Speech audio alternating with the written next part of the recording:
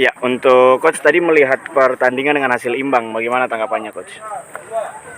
Untuk hari ini ya, Bisa lebih keras suaranya coach. untuk hari ini ya, baik adanya ya, pertandingan ini berjalan sesuai dengan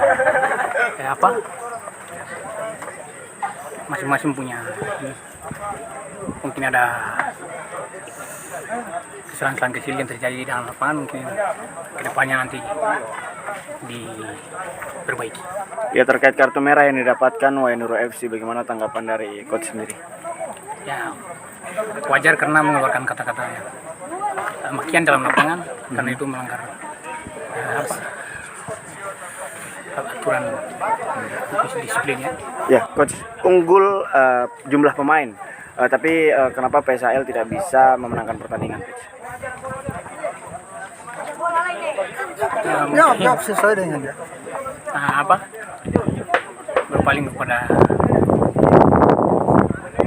permainan sendiri, Pak. Mungkin ada kekurangan atau apa.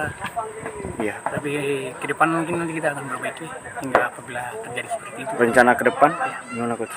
Akan lebih tingkatkan latihan atau yang lain-lain lagi. Baik. Ya, nama juga. Nama Jagoan Putih.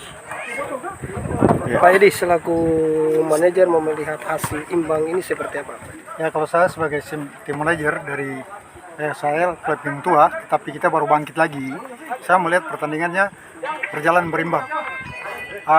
Hal-hal yang terjadi di dalam lapangan itu adalah kepemimpinan wasit yang saya menganggap bahwa wasit adalah pimpinan yang terbaik pada saat saya melawan Wainuro. Itu barangkali dari saya dengan masalah pertandingan di dalam itu hal-hal kecil yang terjadi itu lumrah dalam sepak bola. Kita sebagai manajer, pelatih dan anak-anak kita dapat menerima apa saja yang memang dijalankan oleh perangkat pertandingan dengan fair play. Kapten, mungkin ada tanggapan terkait pertandingan hari ini, Kapten? Ya, mungkin kita pun mungkin katong belum siap baik untuk menghadapi pertandingan ini, menjadi pelajaran Pak Katong ke depan.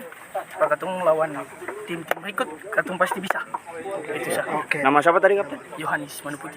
Yohanes Manuputi. Baik, terima kasih. Terima kasih sudah nonton. Jangan lupa like, subscribe, dan share ya.